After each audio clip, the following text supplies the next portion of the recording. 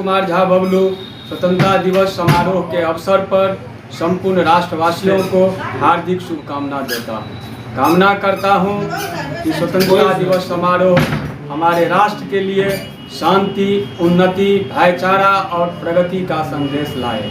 साथियों, इस स्वतंत्रता दिवस समारोह के अवसर पर हम संकल्प लें कि राष्ट्रपिता महात्मा गांधी के सपनों का भारत बनाएंगे। साथियों, जब तक जनता को सुराज नहीं मिलेगा तब तक स्वतंत्रता का उद्देश्य पूर्ण नहीं होगा।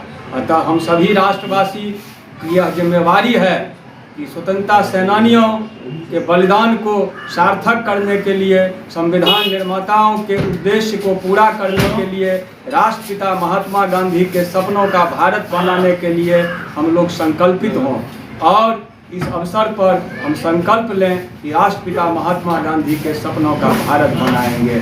यही सच्चा स्वतंत्रता दिवस समारोह होगा और राष्ट्र के प्रति सच्ची भक्ति और निष्ठा होगी।